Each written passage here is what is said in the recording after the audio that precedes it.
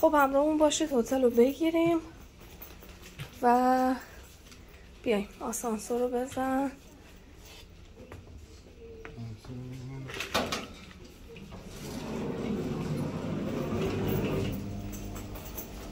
سه یا پنج؟ پنج رو بزنیم دیگه. سلام. سلام صد سلام. چه آسانسور بدی. اوی. خب همراهمون باشید. پس بچه ما چکینگمون رو انجام دادیم و به همون اتاق رو تحویل دادن، اتاق شماره 29. بهمون گفت اگه میخواین شام بخورین عجله کنین چون همه رستوران ها ساعت 10 میبندن. آره الان هم نصفشون بسته بودن. اینه که ما باید سریع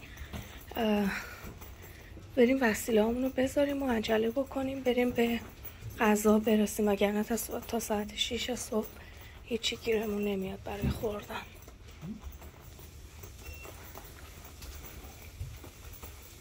خب 29. خب همینجوری که دوربین دستته. اینم کی؟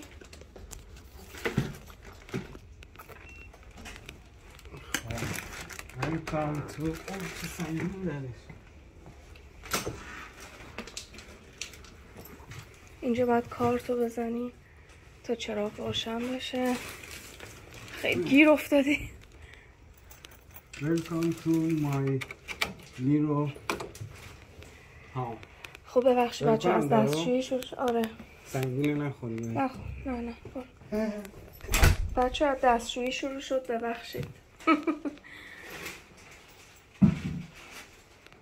بچه جای خودمون هم نیست. جای خود. آره دقیقا. این درش خیلی کوچیکه. اینا همینه همینه ولی خب عوضش 16-17 ساعت اونجا نمیمیری. آره بزن من بیرونم داره. ما هیچ ویو نداریم. ببخشید ما هیچ ویوی نداریم. اینا ویومون اینه. ویومون این آسمون آبی درخشانه ولی خیلی چیز باحال و راحت و خوبیه. آره اینجا جا داره. اینجا جا داره. نه این بغلش جا داره. دستماله. یه سشوار چوب لباسیه. همون دستشویی دونه اندازه هست. آره اندازه هست. این یه در کوچولو هست که نه در بزرگه. آره که ببندی واسه دوش. ارفان بودو بریم که بچه ما بریم یه چیزی بخوریم بیایم اینجا استراحت کنیم. خب همراهمون باشید. بچه ما اومدیم اینجا کافی بخوریم، یه شکلات گرفتیم. خواستم اینو بهتون نشون بدم. البته این دستگاه زیاده ولی خب خواستم بهتون نشون بدم. اینجا که انواع قهوه، کافی، اسپرسو اینا رو گذاشته. اینجا میتونید انتخاب بکنید. کافه داره، اسپرسو داره، کاپوچینو، هر چیزی که بخواید داره. هات واتر هم داره برای این دمنوشا که به اصطلاح میگن. تو چی میخوای؟ خب بزن.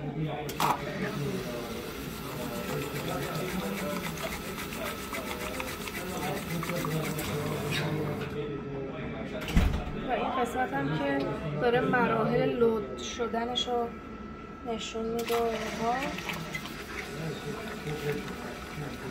شیر شد.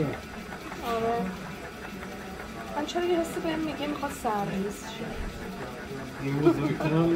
نه اون مال کلده. به اینجا نوشته هات درینکس، کولد درینکس، اسپرسو. آها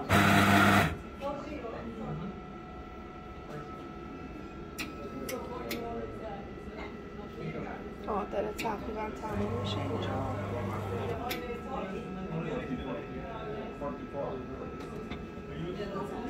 تموم شد. و این قسمت بغلش هم که میتونیم این میت ها و چی بهش میگن شکر و همزن و اینا بردیم. خواستم اینم بهتون نشون بدم. ما بریم اینو بخوریم. اینم شکلاتمونه. صبر کن. اینم شکلات ماه. بریم این قسمت هم که دستگاه به قول کلمات فارسی که ساختن میگن بگین دستگاه خودفروش. حالا اینم دستگاه خودفروششون. ما بریم اینو بخوریم و بریم بخوابیم. خب بچه‌ها، من یه چیز جالب اومدم بخوابم. اینو دیدم، خیلی برام جالب بود. اینجوری روشن میشه، رو طرف بالا خاموش، روشن خاموش. و یه سری کلیدایی هم اینجا داره که وقتی میزنی میتونی اتاق رو پرنور کنی و درجه بندی داره، یعنی هر چقدر که دوست داری میتونی تنظیمش کنی. اینجوری صبر کنی. حالا من اون یکیه رو زدم.